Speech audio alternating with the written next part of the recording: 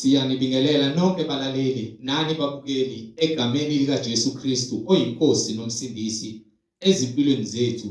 Siyanxusa kuzo zonke izinkalo enithamele kuzo ukuba nithathe amabhayibheli enu nilalele ivangeli lombuso wezulu lapho kushunyayelwa khona ukuphenduka nokubhabhadiswa egameni lika Jesu Kristu oyinkosi nomsindisi nokwamukelisa isiphiwo sikamoya oyingcwele.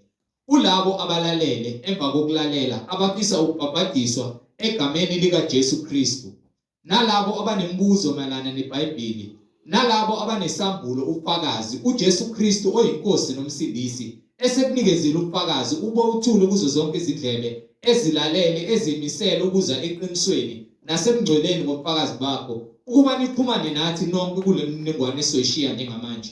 Ngizoqala nge-email address ethi izwilenkosi.ujesukristu@gmail.com izwilenkosi.ujesukristu@gmail.com no my cell phone number no my WhatsApp number la ningakwazi ukuxhumana nathi khona ethi 066 566 9245 066 566 9245. Izintumayelo nezimfundiso ziyatholakala zonke ku-YouTube lapho ungahlala khona phansi uphethe iBhayibheli lakho ulalelisise uhlolisise imbhalo nathi. Ku-YouTube uzosearcha uthi izwi lenkosi uJesu Kristu, izwi lenkosi uJesu Kristu. Ungakhohlwa ukusubscribe, ungakhohlwa futhi nokupressa i-notification button ukuze ngaso sonke isikhathi uzoyithola izimfundiso eziphilileyo ezisiholela eqinisweni nasemngcweleni.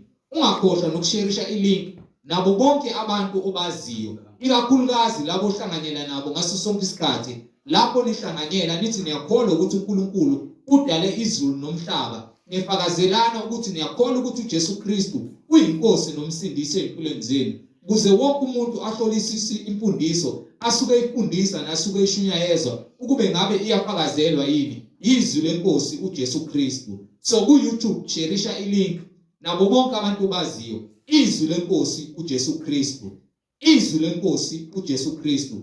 Ake sigobise amakhanda, sivala amehlo, sibonge ubaba wethu esezulwini ngalesikhathi samanje. Baba wethu osezulwini, malingcoliswe igama lakho Nkosi uJesu Kristu. Umbuso wakho mawufike, intando yakho mayenziwe emhlabeni njengasezulwini. Usiphe namhlanje isinkwa sethu semihla ngemihla.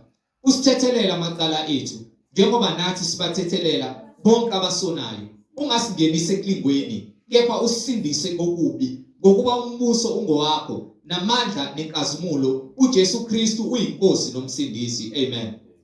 Balaleli nani bazalwane, yamkelana umfowethu uMhlengi Zondi ozobe sihola ngokwemfihlakalo yethu. Umoya ongcwele esihola yena oyisibani sendlela esihamba kuyo enguJesu Kristu oyinkosi nomsindisi. Sheshisani nithatha amabhayibheli enu sihambisane ngobungcwele nangeqiniso. Amen. Amen.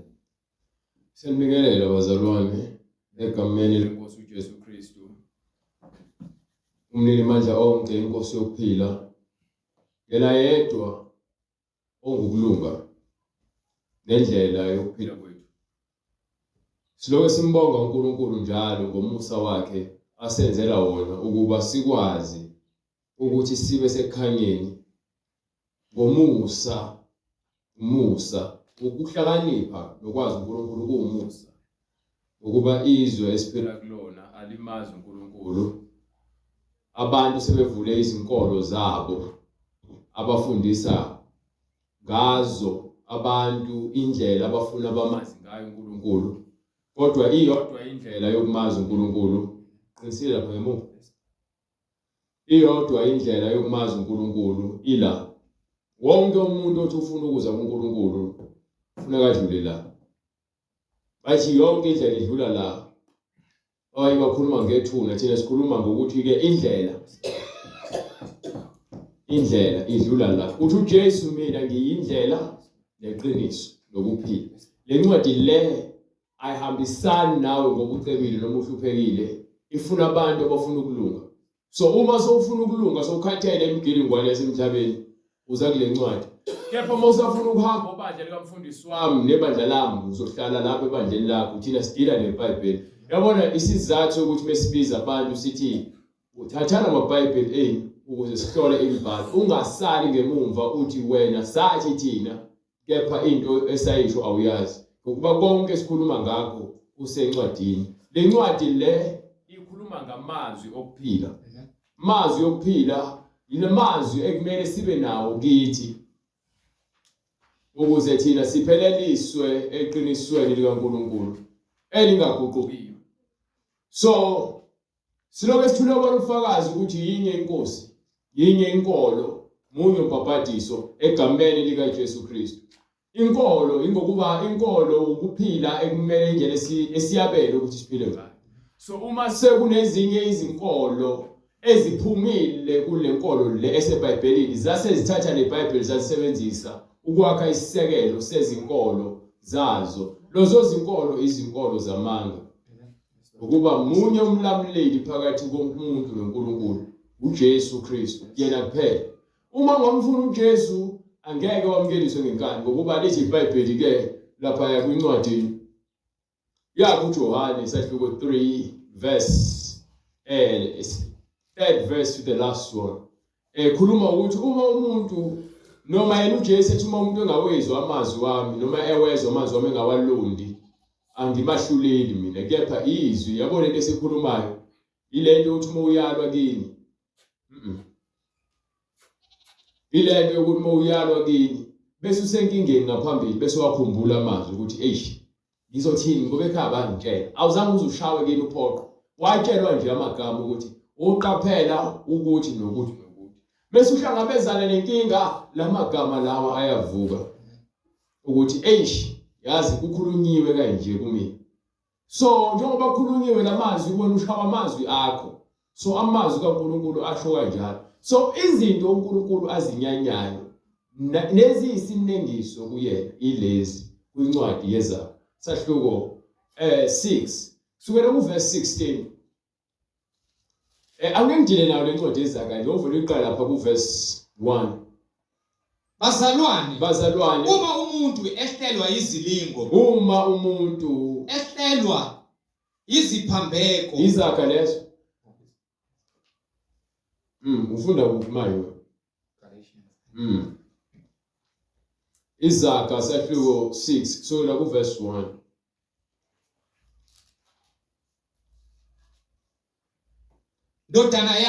Ndodana yami uma uyisibambiso somakhelwana wakho, uma ke uke wasibambisa kumakhelwane wakho, uma ukhawulene nompokazi ucushiwe ngamazwi omlomo wakhe. So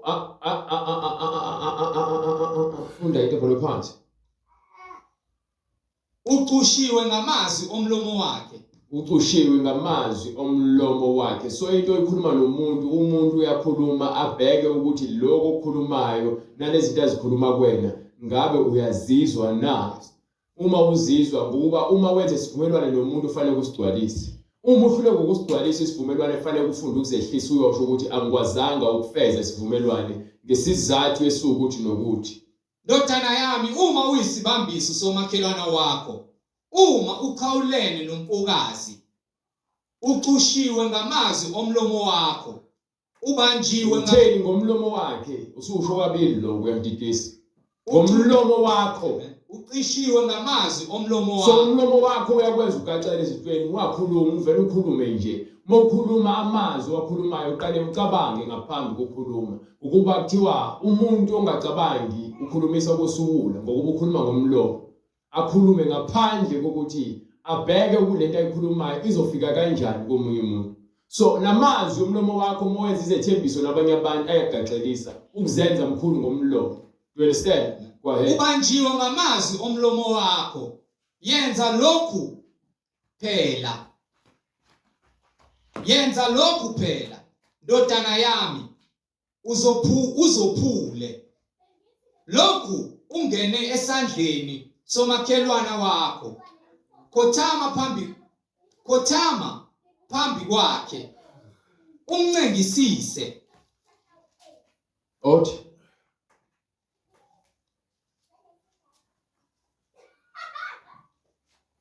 Ndodana yami, uma uyisibambiso somakhelwane wakho, uma uxhawulene nomfokazi, ucushiwe ngamazwi omlomo wakho.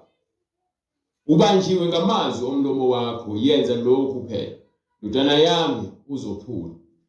Lento engishoyo ukuthi uma ukhuluma ngomlomo wakho, ugade ukuthi uthini. Uma wenze isethembiso, uma ubona ukuthi lokho okukhulumile akusiyikho noma lokho okuthembisile akwenzeki, hamba uphinde kumakhelwane wakho uyozehlisa ukuthi lokho okukhulumile noma lokho ubambise ngakho amazwi akho ayisibambiso. Uwenze isivumelwano, amazwi akho ayisibambiso, umuntu ubambelele emazwini akho. So uma ungasifezi isethembiso samazwi akho, wena uzoba umuntu omubi ngokuba umlomo wakho ukwenza ukhuluma izinto wena ongakwazi ukuzenza, nezinto ofuna ukuthi ubukeke sengazi ukuthi umkhulu noma wena ungenza kukhulu. Baningi unganiki amehlo akho ubuthongo, ungalali kusho ukuthi ungabi umuntu owezelayo ekwenzeni izinto ezihle, nezinkophe zakho ukozela, okusho ukuthi ke hlala ufune ukuhlakanipha. zophule njengensephe kumzingeli. Usathane ke osizingelayo, mekhulunywa ngomzingeli kukhulunywa ngosathane. Usathane ufuna sigcwale umoya ongasile. So thiwa amehlo akho ungawavali. Usho lokho ukuthi hlezi uqaphile ukho konke okwenzayo, hlezi uqwashile, ungazitholi so ugaxela entweni usathane afuna ukukhubekisa ngayo ngenxa yokuthi wena uvumele ukuyengwa nokuyengeka umoya kaSathane. Do you understand? Zophule njengensephe kumzingeli, Yes. nanjengenyoni esandleni somthiyi wezinyoni. USathane uhleze sibekela ugibe thina abantu sonke, ngomakhelwane wakho, ngoma wakho, ngogogo wakho, ngomqashi wakho emsebenzini, ngezinto zonke angazenza uSathane. Ngisho ukugula uyakubekela ugibe ngakho ukuze nje wena ugaxele kwinto embi bese yasizakala ngesimo okusona nangesimo somphakathi. So umphakathi lo uNkulunkulu athi masibe yiwo umphakathi ophila ngani ngokuthula. Uthi landela ukuthula nabo bonke abantu nobungcwele, ukuba ngaphandle kokuthula nobungcwele ngeke sikubone ubusuku kaNkulunkulu. Usho ukuthi uma umakhelwane wakho ethi ukwenza kabi, lithi iBhayibheli lapha kwincwadi yamaRoma sahluko 12 verse 17.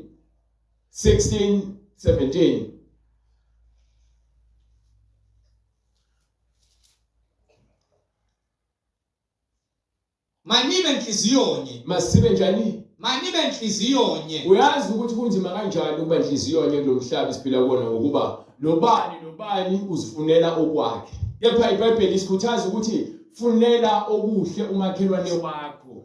Isizathu lokuthi iBhayibheli ligcizelele lento yokuthi thanda umakhelwane wakho njengoba uzithanda, lifaka nomoya ukuthi wena ungathelelwa umoya omubi, ungabi nenzondo, ungabi nomona, ungabi futhi nolaka. Ukuba ulaka kuthiwa luhlala esifubeni sesiwula, into kuthelo kuthiwa ihlala esifubeni sesiwula. So uma lithi iBhayibheli vula amehlo akho uhlezi uqaphele njengensephe uzephule umcuphi womgibi, ukuthi wena hlezi usesimweni sokwazi ukwahlukanisa phakathi kokuhle nokubi, ukuze wena ugweme ukugcine uwele emgibeni kaSathane awubekele wena, njengoba ekubekela yonke inhlobo yento engakufaka ekutheni wena ugcine umuntu omubi phambi kaNkulunkulu. Lalela, awubi mubi phambi kwamakhelwane. Momubi phambi kwamakhelwane, umubi phambi kaNkulunkulu. Momubi phambi kaNkulunkulu, umubi phambi kwamakhelwane, ngoba lento efuna uNkulunkulu ukuthina ekumele iphile ukuthi siphile ngokuthandana. Ayikho into enamandla njengothando. Lithi iBhayibheli uthando lisibekela zonke izono. Uthi umuntu ekwenile kepha wena ube nothando ngenxa ukuthi wena meke wavumela lo moya uSathane afuna ukutshala enhlizweni yakho, wena usufile njengalomuntu osefile, usevumela uSathane ukuthi amsebenzise ukuze enze okubi. You understand? Yilo umyalo wami ukuba nithandane. Yilo umyalo wami ukuba nithandane. Njengalokho nginithandile. Ukuba nathi sithandiwe. Akekho onothando olukhulu kunalolo lokuba adele ukuphila kwakhe ngenxa yabahlobo bakhe. So ukuthando ithi incwadi lapha yokuqala kaJohane sahluko 4 verse 18 and 19 ekhuluma ngalo uthando ukuba into esilimazayo thina abantu sithanda abasithandayo singabathandi abangasithanda sibathandi khothe ikhotha engayikhotha ikhahlela umlomo inkulumo kaSathane lo umuntu kaNkulunkulu ukhuluma ulimi lothando amagama awakhuluma ngomlomo uyakha kakhulumela ukuthi omunye umuntu ehlelwe isithunzi noma aphatheke kabi kepha ukhuluma amagama okuphila ukuze yena naye athumelele abe nokuthula ya understand le ngisho mawulele uwedwa ube nokuthula yabona ungathi ngifise ngabe ngithe ukuba inhliziyo yakho mohlelo udlinza ifisa ukuthi isho izinto ezingaphezulu kwaloko okushilo wena ufuna vele ukufaka upetrol emlilweni kanti wena udalela ukuthi ube umuntu wokuthula we understand ukuthi ebusuku mawulele uzazi kahle ukuthi awunanqana umuntu noma ngabe kuthiwa umuntu unenqa nawe njengoba ngishomela leli vangeli khona abantu abangizondayo ukuthi mina ngishomela leli vangeli khona abantu abangakwazi ukulala ebusuku becabanga ukuthi hey lo muntu uthe wathi ngami ngokwakhe yena uyamnyanyisa lento ngokuba akanakho ukuthula ngaphakathi mina ngilele because ngizama ukumkhulula lo mgibe lo amaketanga kunamaketanga kamoya enza inhliziyo yomuntu ibekhulu ifaswe ngamaketanga fakwe izinsimbi lo muntu lo ngeke aze akhulule lo maketanga engazange azavume ukuthi akhulule you understand ukufike impisi noma inja elumayo ibayibhekile emgibeni uthi uyayikhipha meqeda ukusuka lapho iphinde ifuna ukuluma wena kuba yini inja vele elikhulu yayibona lonto lezo so kwesisikhathi ungazukhulu ungayisizi ngenxa ukuthi uyasazi isimo sayo you understand kepha iBhayibheli liyasikhuza ukuthi thina abantu masenze okuhle njalo thina abantu esifuna ukulunga ngoba wena wenza ukulunga nophila ukulunga ebusuku lala ngokuthula noma usuye ethuneni uhamba uyolala ngokuthula ngoba inhliziyo yakho ayihambangi ibophekile khona abantu abagula bazi bangakwazi nje ukukhuluma uphume nje izwi lelodwa lokuthi ngibizelele ubani ngifuna ukuxolisa ngenxa yokuthi ukufa sekumbophile inhliziyo yakhe ebukhulu wazi amacala akhe khona abantu abaguliswa ukuthi bakhiphe izisu abakwazi ukuphumula khona abantu abaguliswa ukuthi ke bayintshontsha abakwazi ukuphumula ngokuba uyazi into kaMntshontsha waMntshontsha vele kungelona ilungelo lokuthi abe nalo khona abantu abaguliswa ukuthi babulala abantu bafihla leyo nto yabaja abakwazi ukuthula khona abantu abaguliswa ukuthi bayathakatha bathakatha abantu abangenacala ngenxa ukuthi lo moya wokuthakatha ubusumbusa so leyo nto leyo ayiniki ukuthula yalela angaphila aphile khona isikhathi esibekiwe leso sikhathi esibekiwe lapho khona unembeza wakho uNkulunkulu azowushaya and uyawushaya uNkulunkulu unembeza womuntu awushaya ukuthi afune ukuthi agonyuluke lento le ngaphakathi ngeke uzuba ikholwa ngeke uzumthanda uNkulunkulu inhliziyo yakho igcwele amanyala nosangabe nokungcola nomoya omubi wenzondo ngeke uzumkhonza uNkulunkulu bathandekayo sithandane masifunde ukuthandana ngokuba uthando luvela kuNkulunkulu uthando uNkulunkulu unikele uJesu emhlabeni kubantu abangezwa ezobafundisa ukuthi mabafunde ukuphilisana umakhelwane wakho bekonile ethi uyaxolisa mxolele kangabi na noma kangaki bezofika nje athi uyaxolisa wena kohlakaniphile uthi usekukhanyeni uma efika ezokona noma ekona wena iba nokuthula umthethelele kunzima kanjani ukuthi ungathi uthathwa ugxotshwa ulengiswe esiphambanweni ufakwe iziphiyo ezandleni kade ushawa wakhunyulwa wabanqunu bese bhawalo ukuzothi hawu baba uNkulunkulu bathethelela bakwazi abakwenzayo wena ungeke uvume wena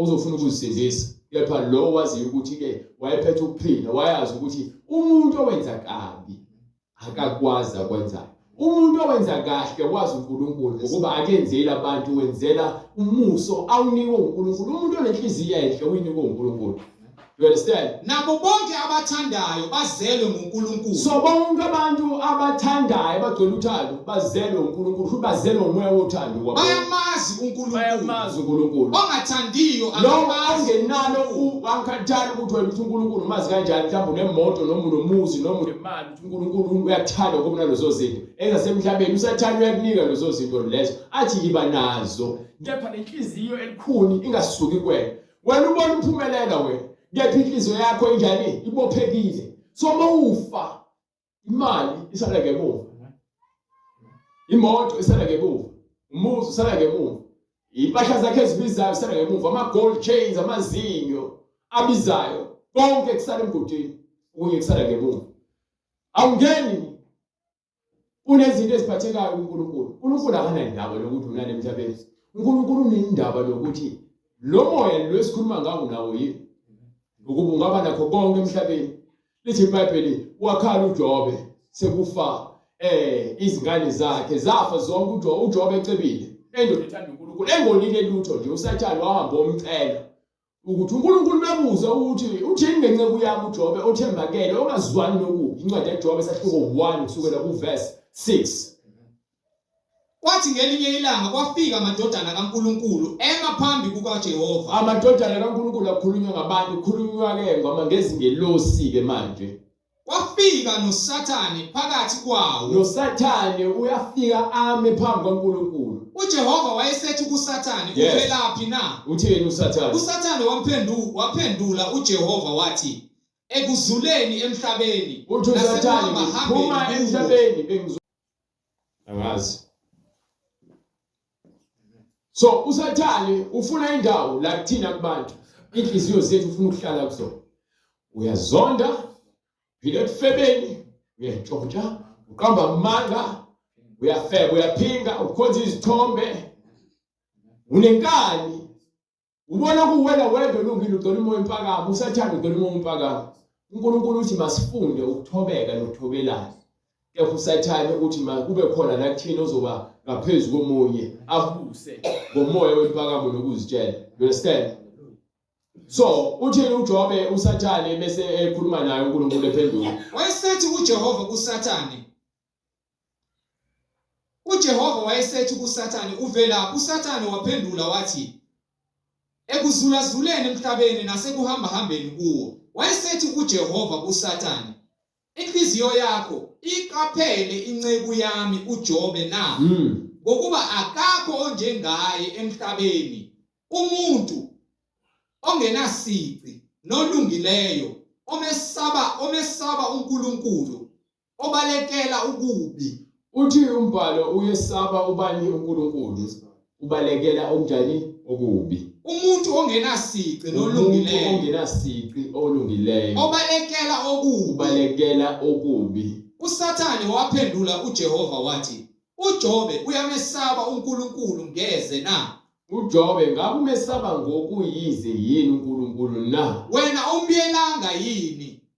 Ngokuba umbiyele yena nendlu yakhe nakho konke anakho zonke. Yes sir. Wabusisa umsebenzi wezandla zakhe na? uJobe ucebile ngokuba uNkulunkulu umbusise umsebenzi wezandla zakhe. Impahla yakhe yandile emhlabeni, unakho konke okuyingcebo okuyimpahla emhlabeni. Kepha ake welule isandla sakho. Uthi uSathane-ke awuke welule uNkulunkulu elula isandla sakho, uthinte konke anakho. uthinte ini?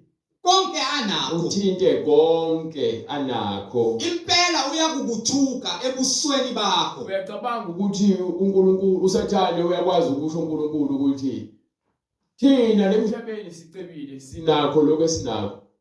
Kepha khona kuyikholwa uNkulunkulu uyakwazi ukukuyekela ukuthi ulingwe, ukuthi uphucwe imoto, uphucwe izingane, uphucwe imfuyo, uthi ulahlekelwe uze ugule wena uqobo lwakho. Ngoba khona lo moya lo uSathane afuna ube nawo ukuze ungabaze uNkulunkulu wakho wena. Beke wamngabaza uNkulunkulu wakho, ukuthembeka kwakho kuNkulunkulu sekuphelile. Kunezimo ezisificayo emhlabeni ezizosilinga ukholo lwethu ukuthi ngabe uNkulunkulu wakho uzomthuka. Kunokwenzeka sizama ukuzisindisa ngokuthi siqamba amanga kubantu ukuze sizame ukulungisa izinto zethu. Kunokwenzeka sithi uNkulunkulu akekho ngokuba naku wena udlwengulwele ingane noma untshontshelwe noma ufelwe, bese uthi uNkulunkulu akekho ngenxa yokuthi wena lokho ukuthandayo emhlabeni okuyigugu kuwena ukulahlekela. Lokho kukulahlekisela ukholo lwakho. Ukuba uma wazi ukuthi uNkulunkulu ukhona emhlabeni uyabusa. Uthini uJobe kwincwadi yakhe lesahluko 1 verse 20 verse 18. Esakhuluma lokho kwafika omunye wathi, amadodana akho namadodakazi akho ayedla ephuza iwayini endlini yomfowabo oyizibulo. Bheka, kwafika kwadabula ehlane umoya omkhulu, washaya amagumbi amane endlu yawa phezu kwezinsizwa zafa, mina ngedwa kuphela ngisindile ukuze ngikubikele. Wayesesukuma uJobe, wahebhula ingubo yakhe, waphucula ikhanda lakhe, wawela emhlabathini, wakhuleka wathi, ngaphuma ngize esizalweni sikamame, ngaphuma nginqunu esibelethweni sikamama, ngiyakubuyela khona ngize. nakhona ngizothi ekufeni kwami ngiyokufa nginqunu. uJehova wapha, uNkulunkulu osiphayo, uJehova uthathile, uNkulunkulu futhi othathayo. malibongwe igama likaJehova. Uma wazi ukuthi onakho ukunikwe umusa kaNkulunkulu noma sekuhamba ngokuba kuvuma uNkulunkulu, inhliziyo yakho ngeke izibe likhulu. Kepha uSathane ufuna sibe nokungabaza, sibheke abanye abantu ezintweni ezenzakalayo ezimpilweni zethu. Kuningi okubuhlungu okwenzakalayo, kepha uNkulunkulu uthi-ke masazi ukuthi lapha kwincwadi yaDeuteronomy sahluko 32 verse 39 uthi bheka mina nginguJehova akekho munye. Uthi mina ngiyaphilisa futhi ngiyabulala, uma ngilimazile ngiyapholisa. Uyakuvumela uNkulunkulu ukuthi zenzeke lezi zinto kithini. Bese ungilungisela incwadi yaseKorinte sahluko, incwadi yesibili yaseKorinte sahluko 9 noma incwadi yokuqala yaseKorinte sahluko 9 kusukela kuverse sahluko 10. Incwadi yokuqala yaseKorinte sahluko 10 kusukela kuverse 9 ukuthi ezilingweni zonke esidlula kuzona akukho uNkulunkulu angayenzi indlela yokuthi thina sikwazi ukuthi siphunyuke ukuze akhombise amandla akhe. Ekutheni yena umekhipha abantwana baka-Israyeli eGibhithe, ubakhipha abasendaweni lapho khona bengazi ukuthi bazophunyuka kanjani. Ingakho le story sikaMoses sokuthi wayephethe induku wakhomba ulwandle, akakhombanga ngamandla akhe, kepha uNkulunkulu emthumile ukuthi akakwenze lokho. So uma ikwenza lokho, uMoses ukhombisa ukuthi uNkulunkulu uvula indlela lapho thina singayiboni. Kepha thina siyathanda ukuzisindisa, sivule indlela lapho sifuna ukuthi-ke sizosindela khona. Sikhohlwe ukuthi khona uNkulunkulu okuyena ophethe izahluthulelo zakho konke okwenzakala empilweni yethu. Bonani manje ukuthi mina yebo mina nginguye, akakho uNkulunkulu ngaphandle kwami, ngekho omunye uNkulunkulu ngaphandle kwalowo. Mina ngiyabulala, uthi yena uyabulala bese ngiphilise, bese futhi aphinda aphilise, ngilimaze, uthi noma elimazile kepha ngiyapholisa, aphinda apholise. akakho ngakophula esandleni sami, akekho ngakusindisa esandleni sikaNkulunkulu. uNkulunkulu konke afuna kwenzeke emhlabeni kuyenzeka. uSathane umsebenzi wakhe ukuhamba yoma phambi kaNkulunkulu athi-ke thina masilingwe. Uma kwenzeka silingwa, kusuke kuvume uNkulunkulu ukuthi silingwe, kuhlola ukholo lwethu. Sengikhuluma kakhulu nabantu bakholwa bese kufika izilingo bagijime bahambe bayofuna izangoma, bayofuna izinyanga, bayofuna abathakathi ngenxa ukuthi bazama ukuzisindisa. Uma ukholwa izimo uzokwehlela, wena ukholo lwakho luzokuhlolwa. So uma lihlolwa litholakala ungekho ukholweni lakho, lithi iBhayibheli banqoba ngobufakazi nangegazi lewundlu, abazange bathande ukuphila kwabo kwaze kwaba sekufeni. So umuntu onqoba ngobufakazi ukuthi uthi mokhuluma wazi ukuthi inkulumo yakho ayincikile ndawo, kepha incike emandleni kaNkulunkulu. Qondani nilinde isitha senu uSathane, ngokuba thina sifanele ukuhlala silinde siqonde isitha senu uSathane siyahamba njengebhubesi elibhodlayo. Ngokuba uSathane uyahamba. uSathane, mesikhuluma ngoSathane sikhuluma ngomoya omubi. Lo moya omubi lithi iBhayibheli kwincwadi yeSambulo sahluko 12 verse 9 noma-ke kusukela kuverse 7 lichaza nje ukuthi uSathane walwa nezinye izingilosi ezulwini. Lezi ngilosi ayelwa nazo zamhlula uSathane nezingilosi zakhe ayezikhohlisile. Wayesekhishwa kuSathane ezulwini weza emhlabeni. Ukuthi uSathane uze emhlabeni sowukhona. Wayengeke akwazi uSathane uphume emhlabeni ezulwini ezemhlabeni ungakubi khona, singakubi khona thina abantu. So uSathane uphume emhlabeni ezulwini wezemhlabeni sesikhona thina abantu ngokweBhayibheli. Wayesephuthwa phansi kuDrago omkhulu, inyoka endala, ethiwa umhlebi. uSathane ungumhlebi noSathane, uSathane odukisa izwe lonke, ukhohlisa abantu. waphonswa phansi emhlabeni. Waphoswa kuphi? Phansi emhlabeni. Yes. Nezingilosi zakhe zaphonswa kanye naye. Nalo lonke ibutho ayelihola waphonswa nalo. So uma uSathane aphonswa emhlabeni, lithini iBhayibheli emva kwalokho? Lasengizwa izwi elikhulu ezulwini lithi, kalokhu insindiso namandla nobukhosi ngokukaNkulunkulu wethu. Insindiso namandla nobukhosi kwaNkulunkulu wethu nombuso ngokaKristu wakhe. Yes. Ngokuba uphonswe phansi ummangaleli wabazalwane bethu. Ungummangaleli wani? Wabazalwane bethu. So ingakho ngithi mina uSathane uyahamba yoma phambi kaNkulunkulu ayokumangalela. Obamangalelayo phambi kukaNkulunkulu. So uthi umuntu athi uyakholwa unesiwasho, uSathane hamba yoma phambi kaNkulunkulu. Athi uyakholwa esontweni, nangu unesiwasho. Kepha awuvuma kanti bafaka iziwasho. Uthi uyakholwa, nangu ufaka amacici. Wena uwafuna amacici. Ubhale phansi uSathane uyalazi iBhayibheli. Athi ke uthi ke nangu uthi uyakhonza kepha ulukile. Wena uthi abantu besifazane bangaluki. Uthi uyakholwa kepha nangu uhlele emtipitweni. Wena uthi abantu abangakipiti bangafiki. You understand? Uthi uyakholwa kepha ushumayela izinto ongazange wazifundisa. Uphambanisa iqiniso lakho. Siyamangalelwa imihla nemihla. Obamangalela phambi kukaNkulunkulu wethu imini nobusuku. Imini nobusuku asikho yabona njengoba sithi umoya. Umoya awuphumuli, awufani nathi thina abantu abasenyameni. Wena uyakhathala, uyahonqa, uyalala ebusuku nasemini uyalala. uSathane akalali uzakwazi ukukulethela amaphupho amabi. You understand?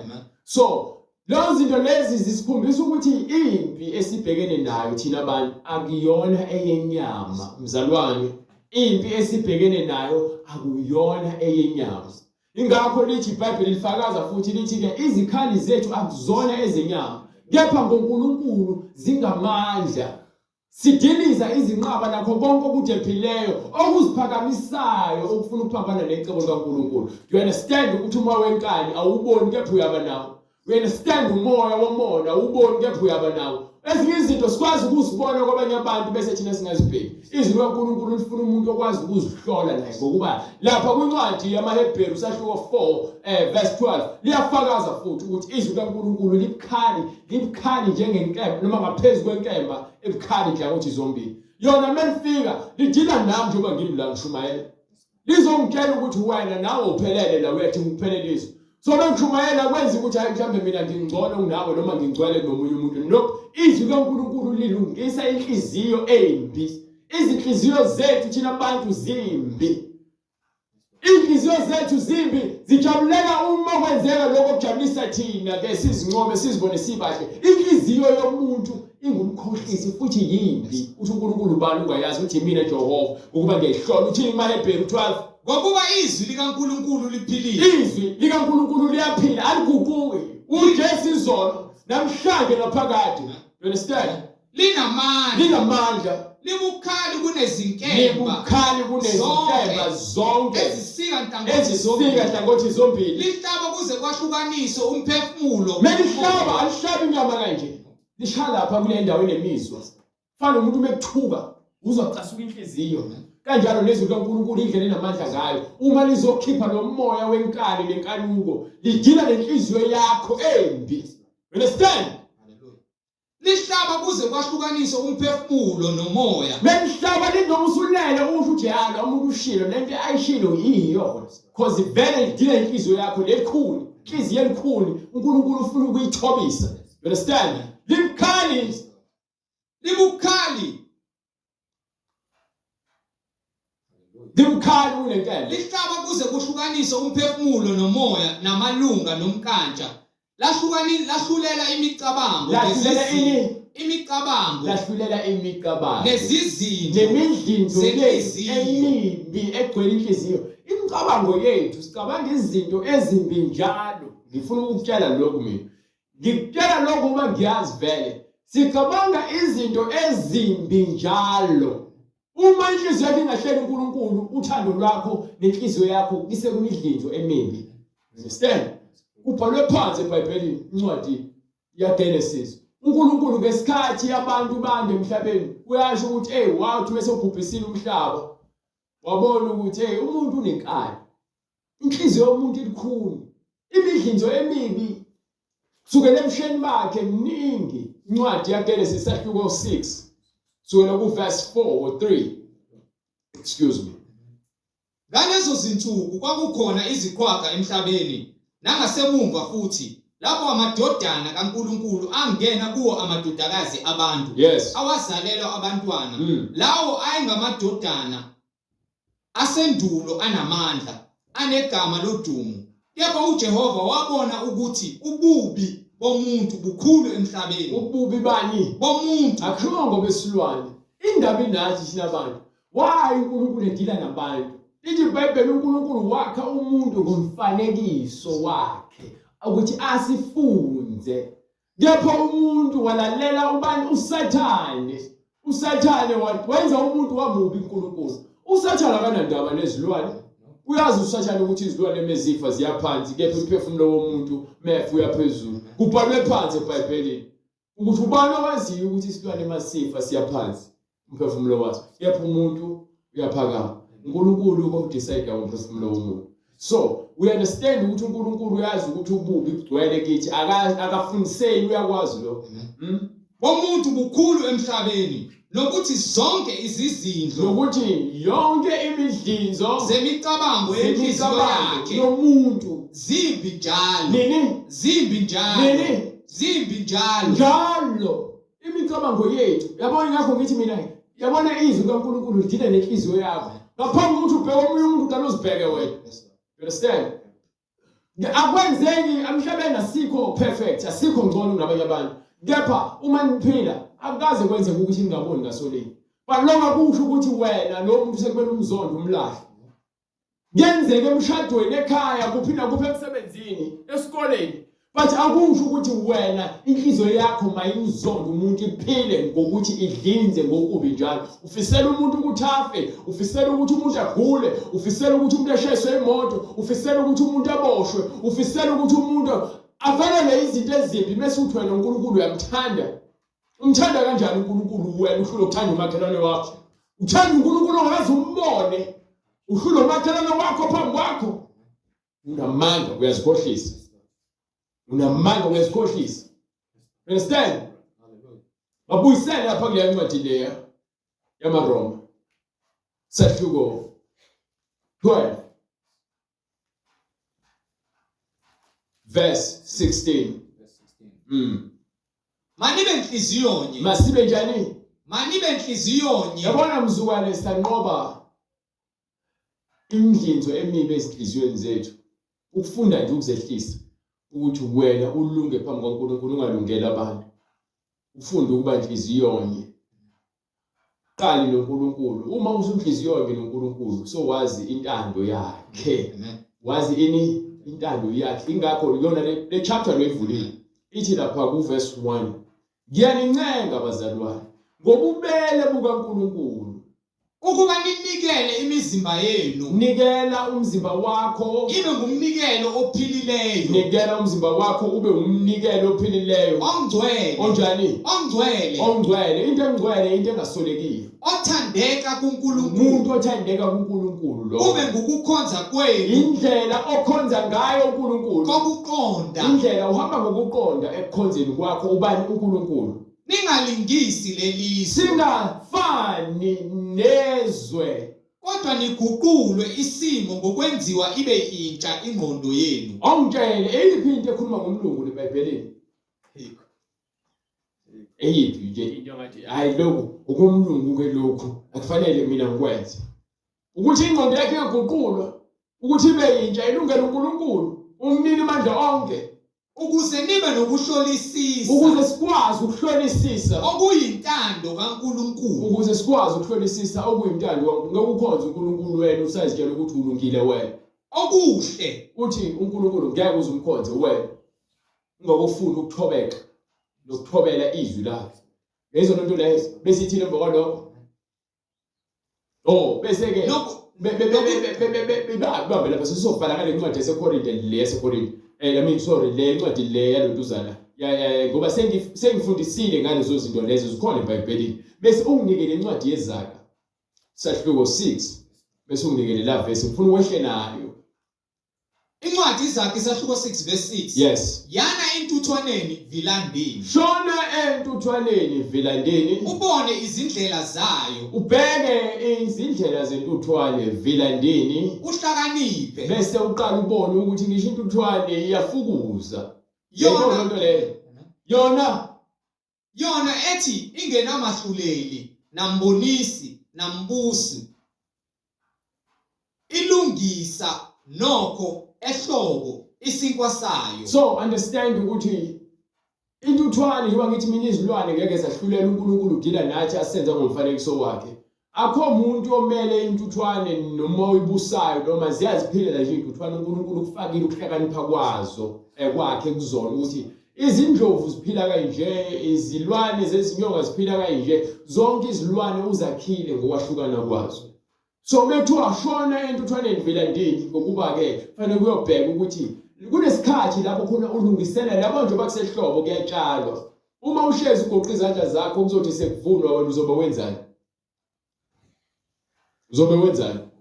uzohamba uyocela kephula izandla uzohamba uyontshontsha ngokuba wena ufuna ukuthi wena usebenze kusanesikhathi ikanjena ke indaba ke sekuyibuyisela ke ngokwaseBhayibhelini ngqo lithi bonke abantu abangasebenzeli ukulunga njengamanje ngeke babone ubuso bukaNkulunkulu njengoba kuthiwa yana entuthwaneni vilandini thina sinombuzi thina sinobahluleli thina nombonisi so nathi simele ukuthi silandele indlela esifundiswayo ezisiholela kuyena lowo sibizileyo you understand go ahead Ilungisa nokho ehlobo isinkwa sayo. Ibuthe ngesikhathi sokuvuna ukudla kwayo. yes Uyakulala kuze kube nini? uyakulala kuze kube nini vilandini Uyakuvuka nini ebuthongweni bakho na? uyakuvuka nini ebuthongweni bakho na Ubuthongo obuncane. ubuthongo obuncane Ukozela okuncane. ukozela okuncane Ukusonga izandla kancane kuze kube uphinde usonge izandla zakho kancane kuze kube kulalwe. kuze kube kuyalalwa lokuthi ngizovuka kufana nabantu abahlala emalokishini umgqomo ugcwele endlini izimpethu zigijima phansi itoilet aluwashiwe liyanuka liyelo amabhodo agcwele kusinki amaphela ayadlala la yazalana yanda phansi kungcolile gcwele izimvuthu zezinkwa yamaphela embedeni umahliphi yazi ukuphi yena ulapha kusofa ubukuzalo ubukile izolo ebusuku uyaliphinda namhlanje mina ulokethi nje ngizovuka ngizoqoqa ngiyakutshela bese qoqa akayenzi isisi into ayenzayo kuba kanalo uthando akayenzi isisi into ayenzayo thatha impahla ziqoqa ziphose laphayana athathe usinki laphayana khuhluza angafaki insipho noma uyarobha abeke laphayana athi wenze kahle yena kwesinye isikhathi abanye bahlala bodwa akagezi kusukela ekuseni kuze kushona ilanga wena uhlakahle uhlele endlini ulokethi nje ngizokwenza ukuthi kumele ngesitolo kumele ngivuke ngiyokwenza ukuthi kumele ngenze ukuthi akenzi lutho kuze kulala nangakusasa yabona lo moya lo uyambamba menza abe yinuku fika endlini nginuka phu lapho umuntu uyaphuma kuthi uyaswaya kuyahamba ungaze uzitshela ukuthi uphuma emzini kwi-suburb faka inwele zokufakela faka izinkophe zokufakela faka izipho zokufakela umfana ufakela amanteka abizayo amhlophe qha uswentile nalezi mpahla ezazigqokile ukuba lokhu bezozisebenzisa ingakho aziwashile ngaloba lokho usahlele ekhaya ngabusahlele ngetrunk lapha segqoka isonto lonke umnuko esibenzayo ingakho iBhayibheli likutshela lithi vilandini bukele intuthwaneni ubuthongo obuncane ukozela ubuthongo obuncane ukwezela okuncane ukusonga izandla kancane kuze kulalwe izandla kancane kuze kube kuyalalwa bese kuthi ubumpofu bakho bufike njengomhambuma asipesiphi sikubuyisele ngokweBhayibheli nangokwemtshumayelo yangempela uyabona abantu bayakholwa namhlanje bekumele ayokhuleka namhlanje bekumele ayothandaza bekumele ayokhonza bekumele enze something bekumele afaste usathane nje uloke nje enza ukuthi kube namahiqehiqe nje hayi ngizobuya ngenze ayi ngizophuma nje esonweni uyangihlula ugwayi hayi uyangihlula ubhiya ngiyamthanda nje lo mntwana manje ngizoba yini ngizobuye ngimiyeke ayi ngeke mina ngisafuna nje ukugroova kancane ngizobuye ngize insindisweni ngiyalazi iqiniso ukuthi nje yabona nje ngiyahluleka bese siyafika isikhathi sokufa lithi iBhayibheli uyofana nomhambuma ngokuba khona abantu abasayihamba le ndlela njengoba sikhuluma bafa bethi basafuna ukukholwa abafinyeleli le kumele bafinyelele khona why ukuba yini lemhlabeni sinako konke ukuzinandulela sibeka wonke ama-excuses angithi njena mina bengakwenza ikhanda angithi nje mina ubeka yonke into engenamsebenzi. Understand? Umuntu ufuna umsebenzi bese utholela umsebenzi aphinde afune isizathu ukuthi angayi emsebenzini ahole mahhala. Khohlakala kwethu emhlabeni siyathanda ukuzilandulela. uNkulunkulu usikhombisa indlela yokuphila inzima kuthina ngokuba inkanuko yenyama izifunela kwayo. You understand? Baningi nokusela kwakho njengomuntu oyisihlangu. Yes. Umuntu omubi umuntu wokona umuntu othanda ukona kuyo ohamba nomlomo ophambeneyo umuntu ohamba nomlomo okhuluma izinto ezingafanele oqwayiza amehlo umuntu olokhu eqwayiza amehlo eshudula ngezinyawo zakhe uhamba beshudula ezinyawo zakhe abantu labo babehamba ukuthi akuzwakali kepha nje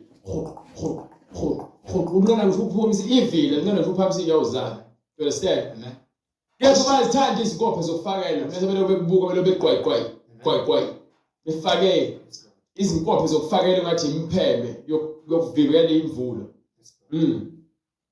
ekhomba ngeminwe ubhizi ukhomba ngeminwe kepha akakwazi ukwenza lutho. Anike pray come on. ubuphoqo busenhlizweni yakhe Ini ubuphoqo busenhlizweni yakhe ugcwele ukonakala enhlizweni yakhe uceba okubi ngesikhathi sonke. Yayizona engishoyo inhliziyo engenakho ukulunga iceba amacebo amabi isikhathi sonke ususa ukuxabana ujalo udala ingxabano phakathi kwabantu. ngalokho ingozi yakhe iyakufika ngokuzumayo nesehlo sokufa kwakhe kuyofika ngokuzuma ngokuphazima kweso. Yes. uyakwaphulwa kungabikho ukuphiliswa. Kukhona izinto eziyisithupha azizondayo uJehova. Nayi indaba le ikhona verse 16 lo angithi uthi kukhona izinto eziyisithupha azizondayo uJehova. Yebo izisikhombisa eziyisikhombisa izinto ezinyanyekayo eziyisinengiso phambi emphefumulweni wakhe. Yes, ngabe yini? Amehlo azidlayo umuntu ozikhukhumezayo nolimi lomanga umuntu oqamba amanga nezandla ezichitha igazi abantu abathanda ukwenza ububi ngezandla zabo babulala abanye abantu abangenzanga lutho nenhliziyo eceba imicabango emibi nenhliziyo engenakho ukuthula ikhuluma yodwa izinto ezimbi nezinyawo ezishesha ukugijimela ebubini nabantu abagijimela ukwenza okubi nofakazi wamanga ophafuza inkohliso ongena ezindabeni angahlangene nazo afakaze ngamanga ephafuza inkohliso obanga ukuxabana phakathi kwabantu abazalanayo noma abazalwane kamoya. Izona-ke lezi zinto lezi uNkulunkulu azinyanyayo nazizondayo eziyisinengiso phakathi kwakhe. So thina sithi-ke uthi uJesu babusisiwe kwincwadi yaMathewu sahluko 5 verse 9 bese uvalele ngamaRoma sahluko 12 verse 16 sesivala nje. Ngifuna incwadi yaMathewu sahluko 5 verse 9. Babusisiwe abalamulayo ngokuba bayakuthiwa abantwana bakaNkulunkulu. Ulamula ukuthi uma kukhona ingxabano awukwazi ukuthi wena uzohamba nomuntu ngoba naku uyamazi noma uyamthanda noma unemali noma umngani wakho. Hlala phansi uzwe indaba ngapha bese wena ukhulume okuzoletha ukuthula. Umuntu okhulumela uNkulunkulu ufuna kube khona ukuthula. Akakhulumeli ukuthi kubhebhetheke isimo ukuze abantu baqhubeke bangazwani. uNkulunkulu akafuni umuntu ophafuza inkohliso nodala ingxabano phakathi kwabantu. Babusisiwe abanenhliziyo ehlanzekileyo. Izinhliziyo zethu kumele zihlanzeke Ngokuba bayakubona uNkulunkulu. akawahlangane ivesi ekhuluma ngomlungu.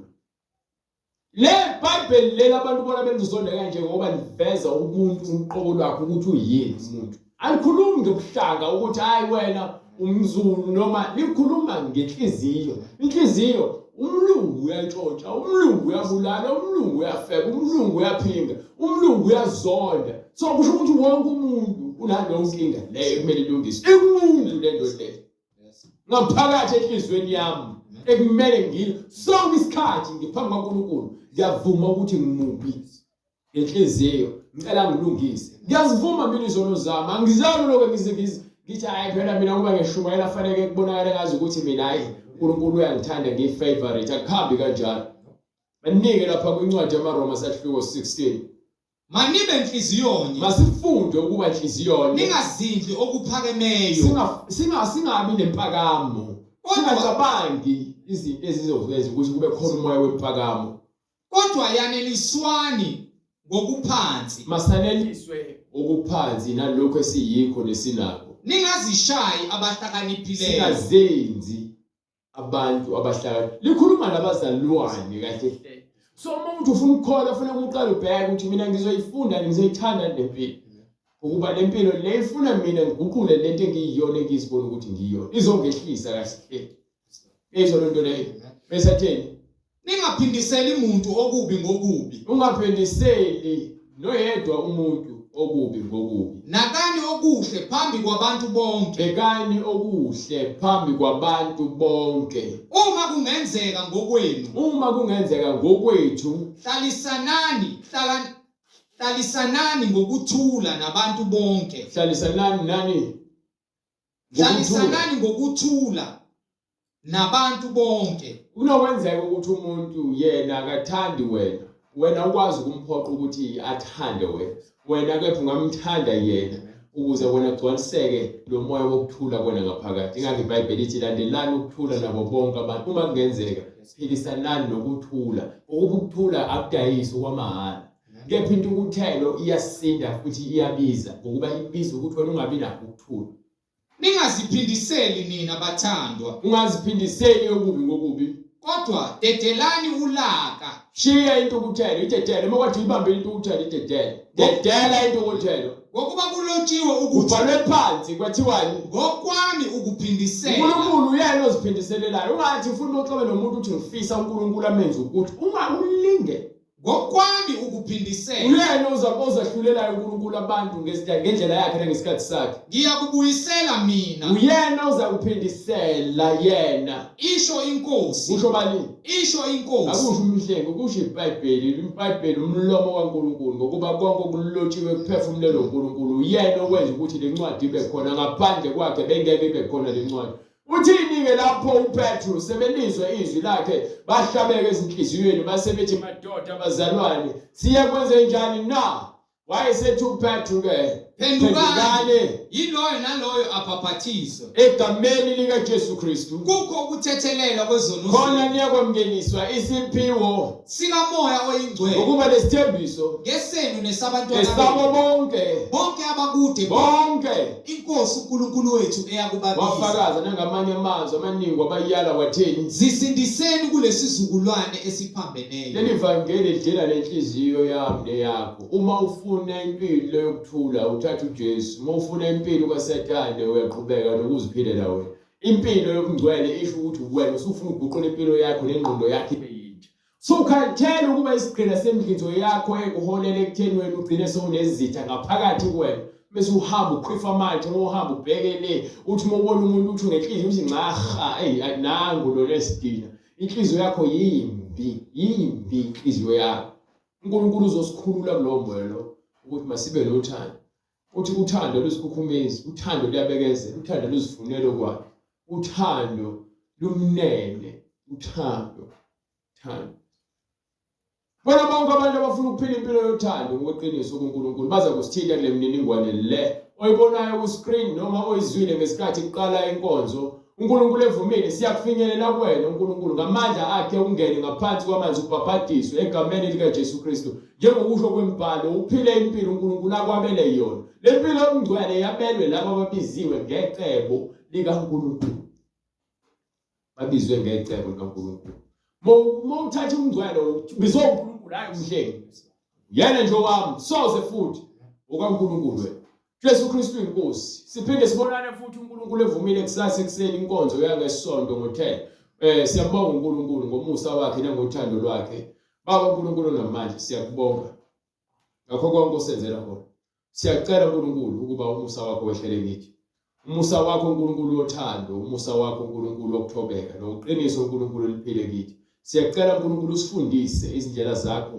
ngalesi inyamsahlangene nomphefumulo ukho konke okwenzakalayo baba udunyiswe wena ukhazimuliswe wena sifunde uNkulunkulu ukweneliseka inhliziyo zethu zingabi likhulu kepha baba zamukele lokho ozabele kona sibonge futhi kakhulu ngokuba uNkulunkulu wena uyayibusisa imisebenzi yezandla zethu uyayibusisa futhi inhliziyo zethu uyakwazi uNkulunkulu ukubeka lokho okuzoba into engathi iyasithikazisa kepha ibe kulethela okuhle ngale kwayo uma sobekezela uNkulunkulu namandla sikwazi ukukholwa izwi lakho eliphilileyo elingasolekiyo uNkulunkulu elingabuyeli emuva lilambatha sithi uNkulunkulu namandla intando yakho mayenziwe singashumayeleli uNkulunkulu indlala yokuthi baba sifide izisu zethu kepha masishumayelele baba ukuba abantu bagcwaliswe abalambileyo kamoya basuthiswe bonke abalambileyo nabomiweyo ngegama lika Jesu Kristu umnini mandla onke manje naphakade amen.